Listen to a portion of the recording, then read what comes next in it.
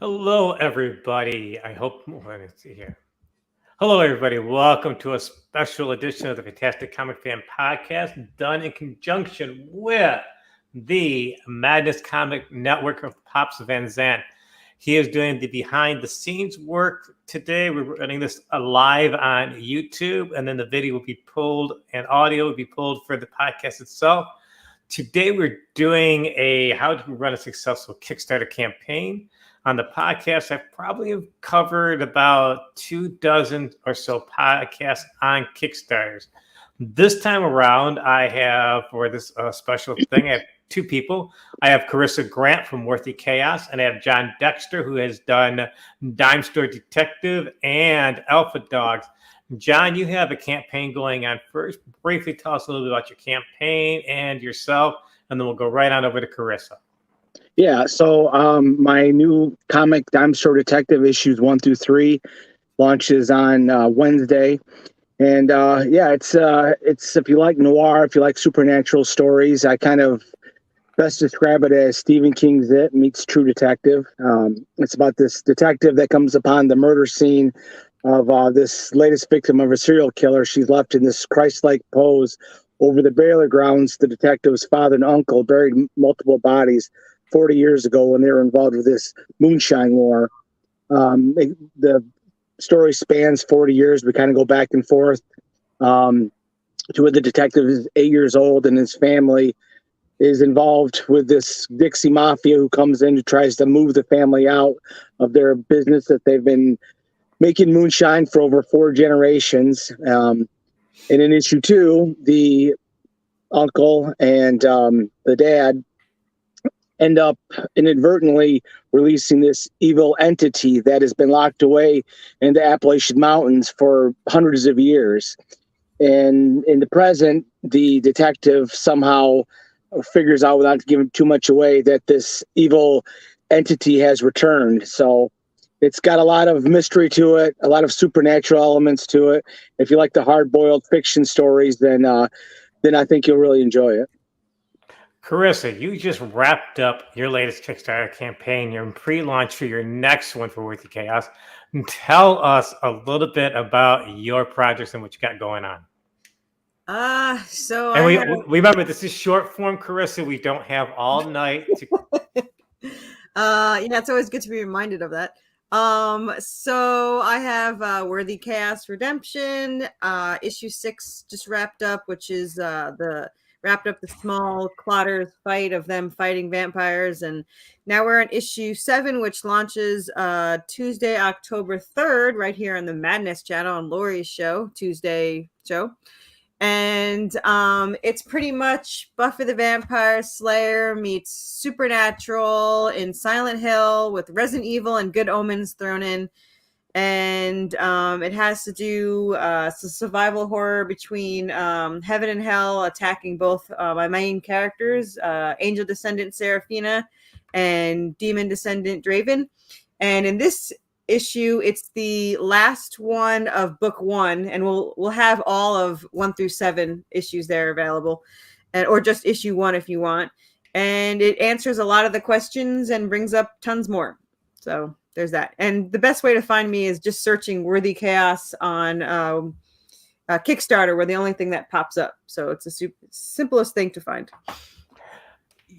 One of the questions I usually ask everybody when they do a Kickstarter, and I ask you both, is what's your advice for a successful Kickstarter campaign?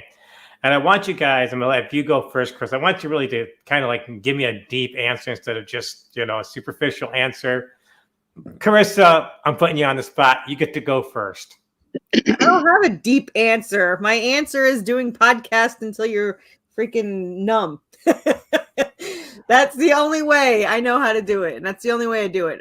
Posting on social media, cross-promoting with other people, backing others and they back yours, being in chats, having conversations with people that aren't just about your Kickstarter, become friends with other creators, and lots and lots of podcasts. By the end of the year, I would have done at least 134 podcasts.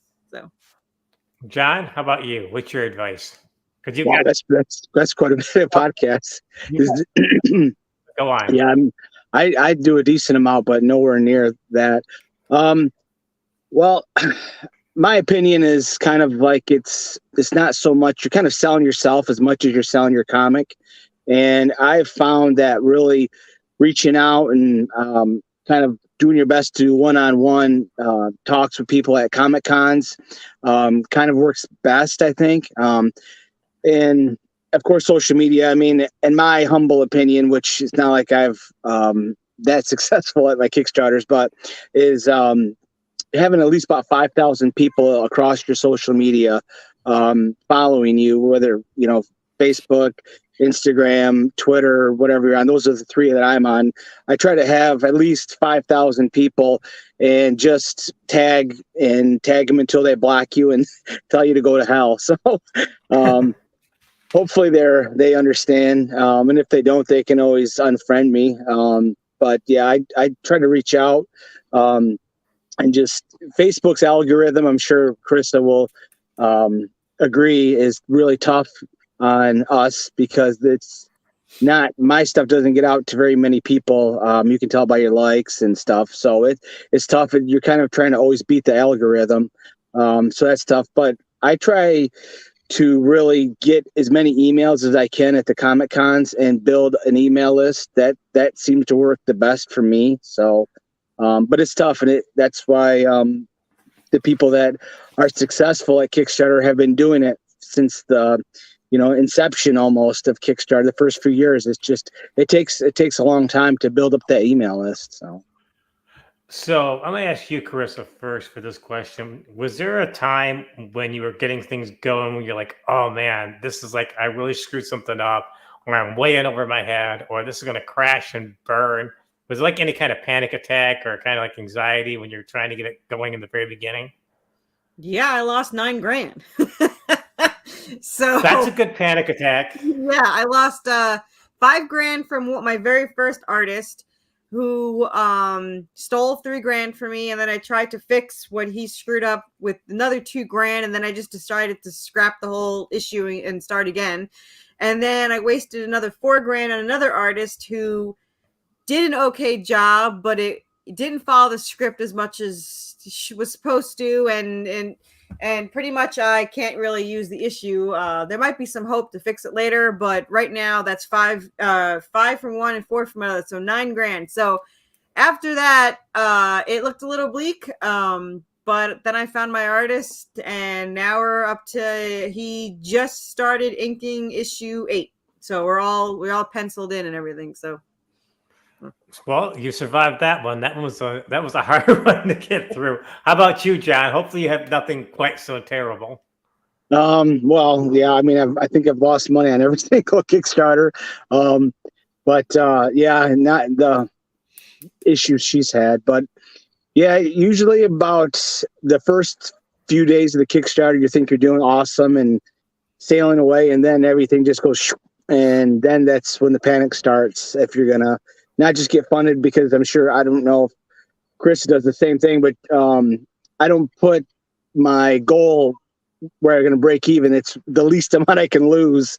So usually I always get funded, but then, yeah, usually after 3 days, I'm starting to panic until I get another jump in pledges, because it's like I said, it starts out the first few days as a huge high, and then you're crying in your cereal because there's not the backers that you thought you were going to have. So for both of you, so it's not all butterflies and rose gardens running Kickstarter campaigns then, is it? No, it makes you the most pessimistic person in the world, because you can't even celebrate a backer because they can back out at any time. So they named them the right thing. So but my husband couldn't figure out why I wasn't excited when I funded. I funded in 7 hours, and I was like, it's because they can all back out at once. It doesn't really mean anything. But yeah, I have 2 funding goals. My first one is enough to cover printing, because I already have the book in hand, so it's just printing it for the people.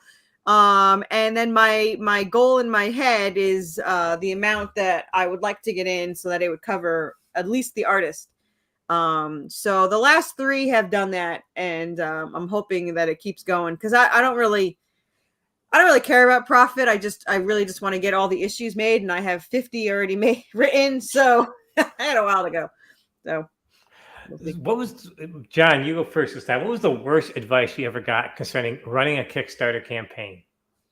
To get Facebook ads, buy Facebook ads. That they didn't help one iota, and I lost money. The ads just don't work because, they just scroll through them.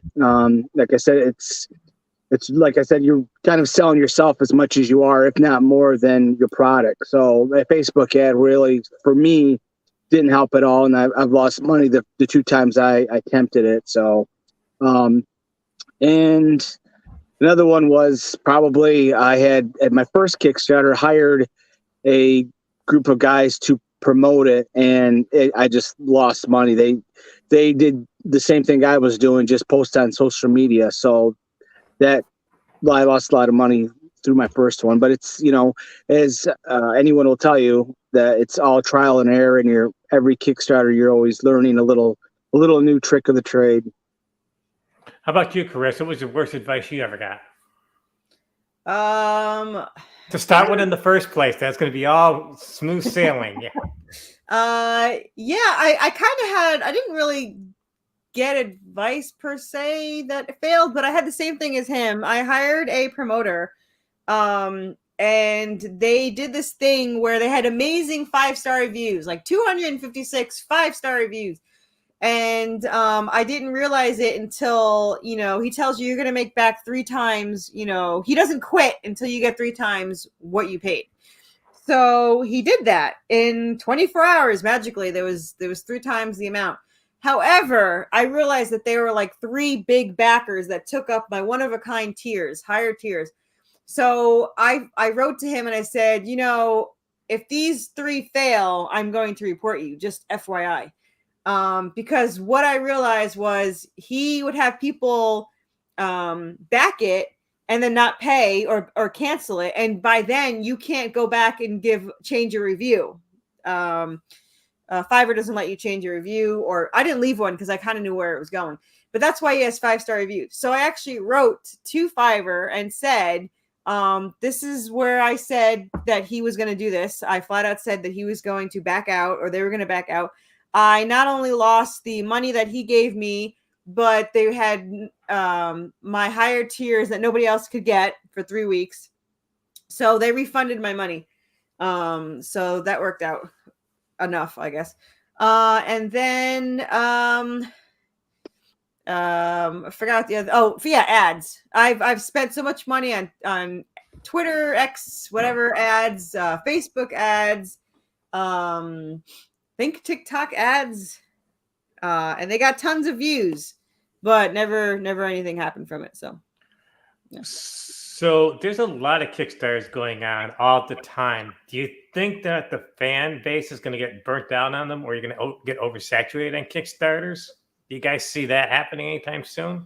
John, go first. Yeah, Kickstarter doesn't seem to be growing organically like I think a lot of people thought it was going to. I think you've got your base people that go there, and it's really just us, the creators, that are reaching out to get people to sign up for Kickstarter.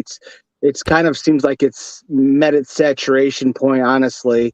And there's so many people doing Kickstarters that I'm guessing that probably at least 40% of people don't do another one because they have this pie in the sky that they're going to do.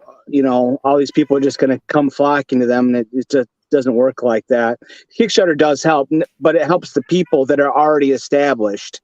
That's why it's important for anybody that starts a Kickstarter to, 2 months ahead of time, start getting people to follow your campaign, to get the notify me button to hit it. That way it helps with the algorithm. Once it launches, Kickstarter sees, oh, there's all these people jumping on this Kickstarter, and then you're kind of shot to the top. And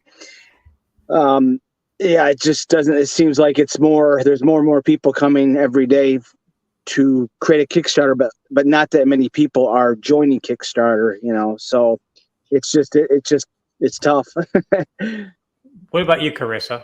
How do you feel about saturation, too much exposure with stuff going on with Kickstarters? No. Not yet? Oh, I mean, as far as I know, Kickstarter is, it brings in a ton of money. It just, I know people that make, Rob Mortari with Nightwolf. He brings in I think his last one did $23,000. I'll never see that, but, so he obviously doesn't have a problem with it. So I guess I don't think it's that. I think that, I don't know. You got to get your Kickstarter out there, and you have to be better than some other people, I guess. I mean, look at freaking Lady Death Universe. They had $700,000 come in. So I don't know.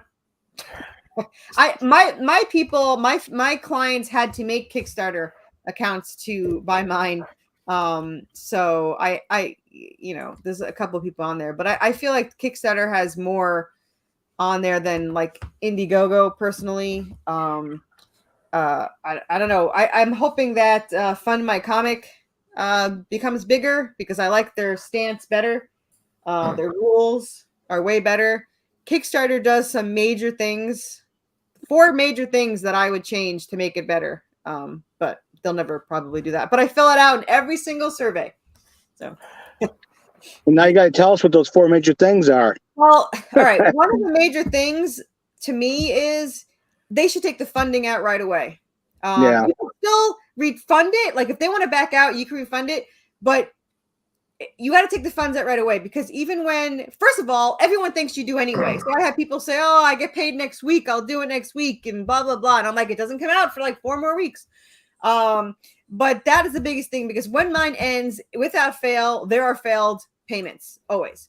The other thing is, why does it not have their address on record? Why do I have to send out a survey? I have one, except for, I didn't check this one, but every single campaign, I have one package waiting for an address. I don't have an address from them. Why? These people, this is not their first backing. They must have backed other ones. So I don't understand why it doesn't have the address on file. There's no reason not to. The other thing would be, I don't think you should be able to back out of the campaign in the last 24 hours.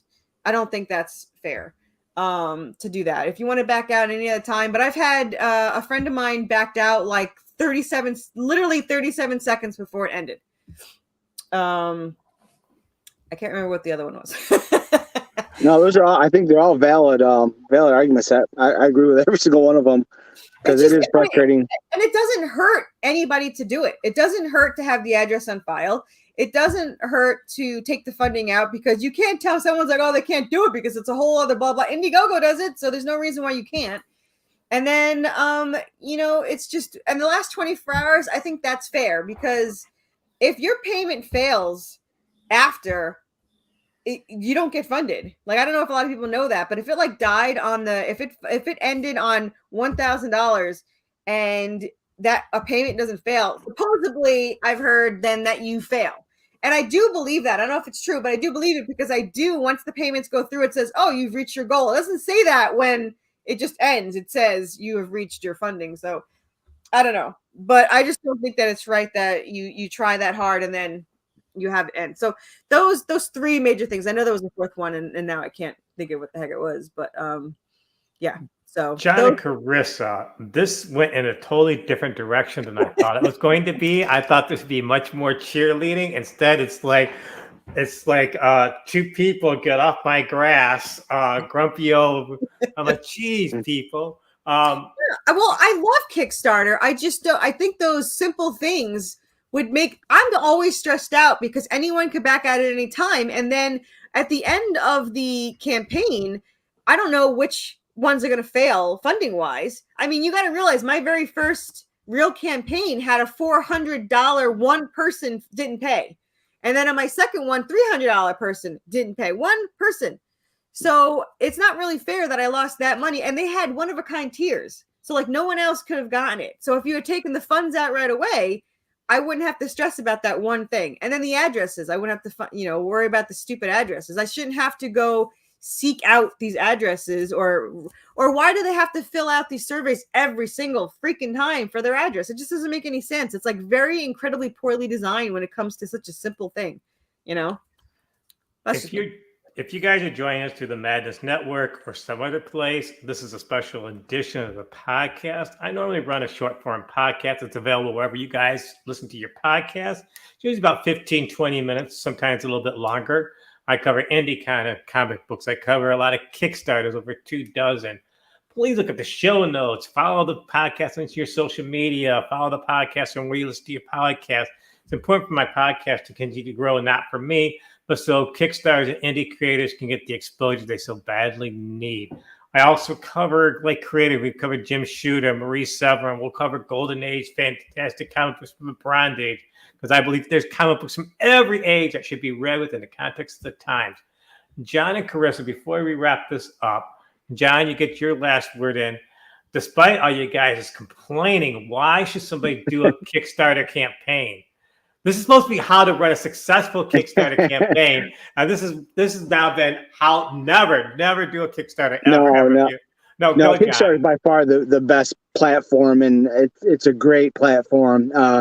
If it wasn't for Kickstarter, myself and thousands of other comic book creators would never have their comic put in print. So it's been an amazing alternative to writing to Image every month to try to get a look-see. So yeah, Kickstarter's great. And yeah, it's basically you just want to build your audience first before you even think about trying to launch one. Would be my best advice I could give. And bug your friends and family and to spread the word.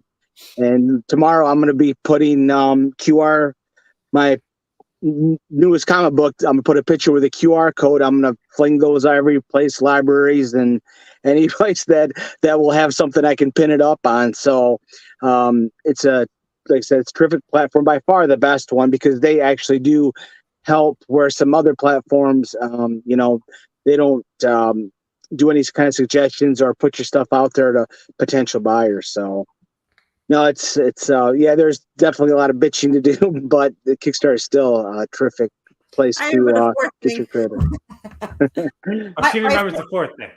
Well, the fourth thing was for the pre-launch page. I think you should be able to give more information or have the video playing. Like Indiegogo has way more, has the video, it has way more description. It's incredibly hard to explain a story that these people would want to click on in 135 characters.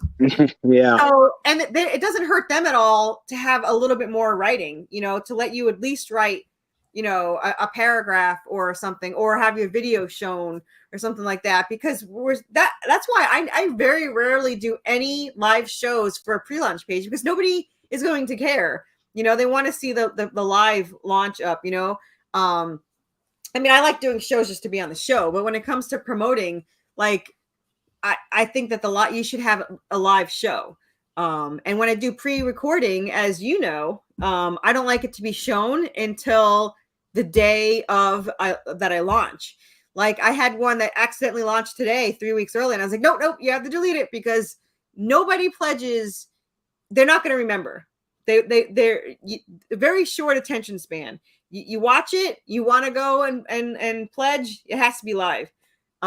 So that's the best way to do it. I've done generally between 20 and 40 interviews per campaign. And it's the only way I get the word out there, because nothing else seems to work. I don't agree that cons are the way to go. It is for you, and it is for a lot of others. For me, it is not.